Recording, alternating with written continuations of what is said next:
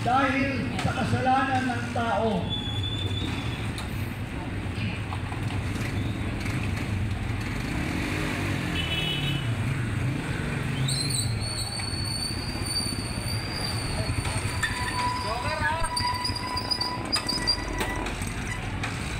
Hallelujah, Jesus.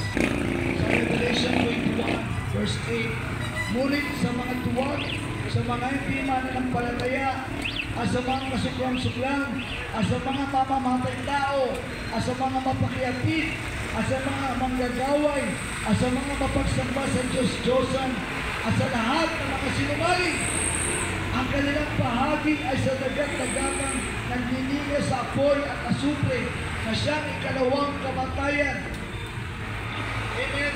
So lahat ng gumagawa ng kasalanan, mga kapatid, na hindi nagsisi sa kanilang mga gawang liko, kapatid, isang lugar lang ang iyong pupuntahan pag ikaw ay namatay.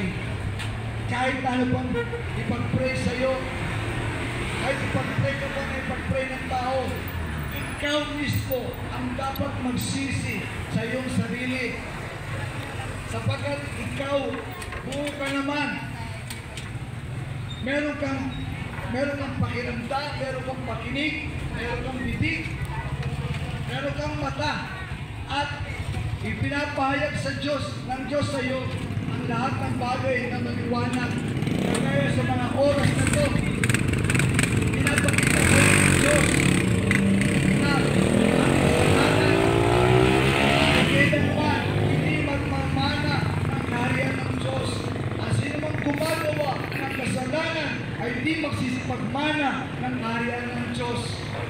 Mga kapatid, lahat naman tayo nagkakasala sapagkat tayo lahat ng mga tao ay mahina sa laman.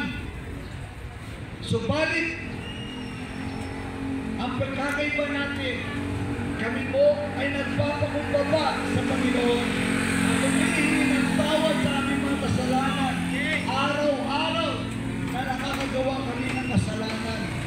Kapatid, ikaw at ako, parehas lang tayo mga nilalang ng Diyos. Parehas lang tayo may bibig, parehas lang tayo may tenga, may mata.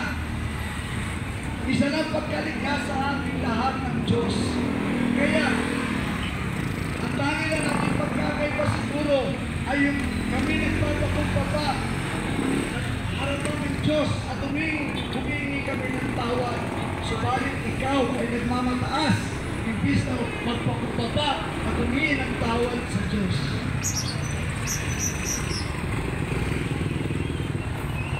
At isang bagay din, tinanggap namin si Jesus bilang aming Panginoon